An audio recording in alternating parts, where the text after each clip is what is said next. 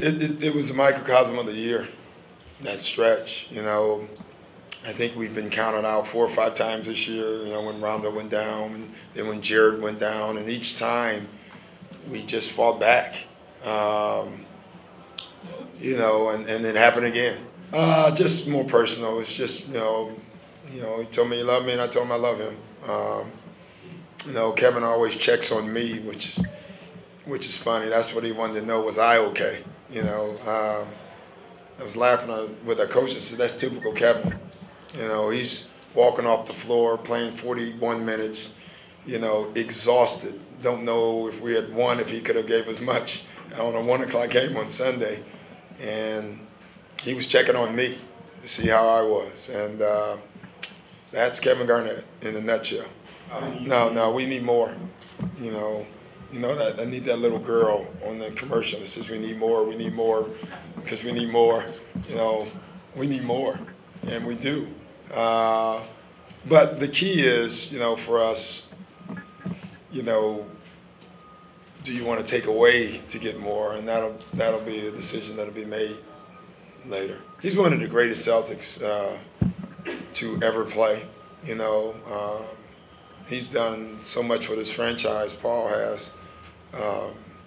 You know, listen, we live in a day and time where guys are changing teams like socks, and Paul has chosen to stay here throughout his career when clearly he had all rights to leave, and he chose to stay here. So I have so much respect for him for that. I haven't really thought about it. You know, kind of digesting obviously the current, and Doc came forward, falling out to the side, and all 3 of us agreed to speak later.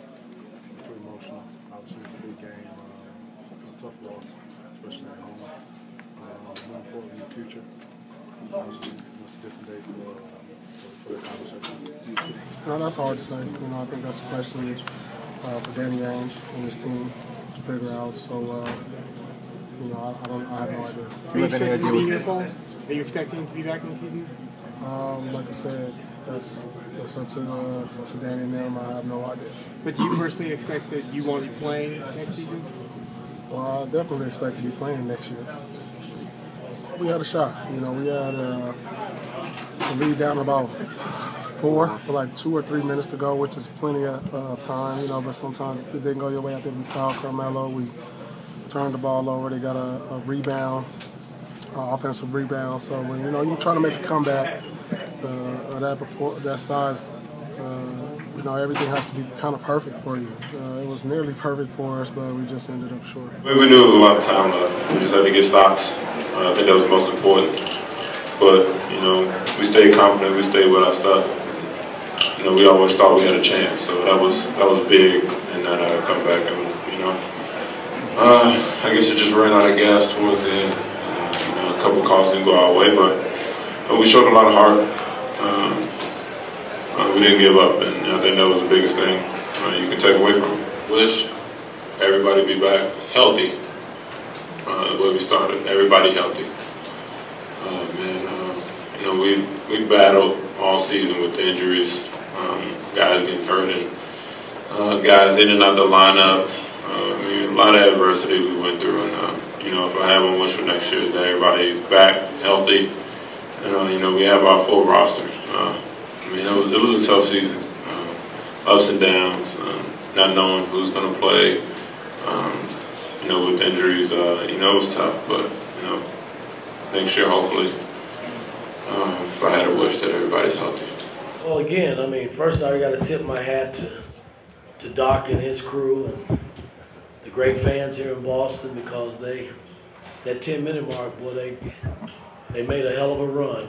But again, I tip my hat to my guys in that locker room, because they stood up and they made big plays that they needed to make to secure the win. I think Iman's steal and Melo's 3 at the end were 2 of the biggest plays coming down the home stretch. So total team effort, though, on our part. It's just another step. I mean, it's a major step for this organization, for our fans in New York, who's been with us for many, many years. The players that put in all the time this summer to get to this point. my coaching staff. I mean, it's been a total team effort, but it's just one step, man. I mean, I'm looking at the big picture, and I'm only in this thing for one thing, and that's to try to win an NBA title. And we made a major step today, but we got a long way to go. Yeah, you know, playoff basketball, anything can happen. I mean, I've learned that over the years that I've been coaching, and you know, you got to take what you can get. Yeah, we were up 3-0. I don't think we relaxed. It's just that Boston weren't going to quit. And, you know, you got to give them credit. Doc just pushed them to the max. And we were grinding, too, to try to get the closeout game, which is one of the hardest games to get in playoff basketball. But we were able to step up and get it done. So, hey, I couldn't be more proud of a group of guys. But, again, that's just one step. We on to the next step. You know, Melo has really shot the three ball well this year, and for him to, you know, miss all the threes that he missed, he hit the biggest one in the series, and that's what counts. That's what I look at. When they're close games, I like to see who's going to step up and make plays, and he made the biggest three of the night after going 0 for 17 or so. So, I mean, I'm not concerned about that because I know Melo is capable of putting a string of threes together when he's sitting out there open. So he'll go back to the gym and get some shooting in tomorrow, and he'll get ready for Sunday. His shoulder's fine. He'll be okay. You know, it's a small step, but it's a giant step because as we know the history of this franchise is, you know, struggle, and so to get this and be able to put this behind us is you know, was a tall task. And we played against a great team, like Shum said, was battle tested.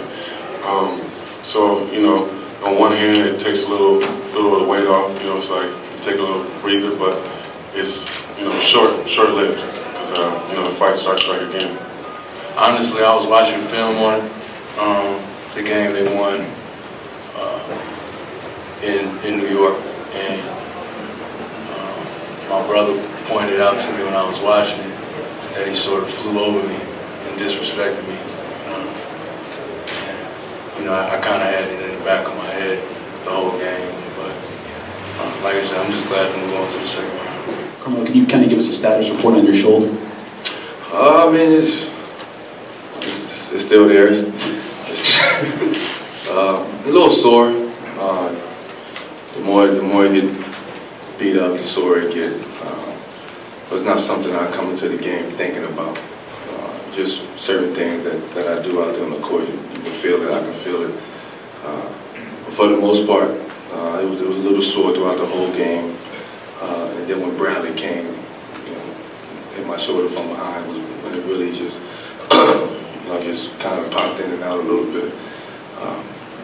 But I'm fine. I mean, I'll be fine. I'll be ready. Here comes Sunday. You know, it's always the next one. It's always the next one is going in. I had missing 19. Damn. Yeah, I mean, as somebody like myself, as a scorer, you always believe that the next one is going in. You should never put any doubt or play with any doubt out there on the basketball court. It's just all about what happens in the next play, what you do the next play, whether it's, you know, a shot for yourself, a shot for your teammates. But you should never play with any doubt whatsoever. And I try not to play with any doubt. I'm a big believer if you miss 3, you miss 4 in a row, the fifth one can go in. I'm a big believer in that.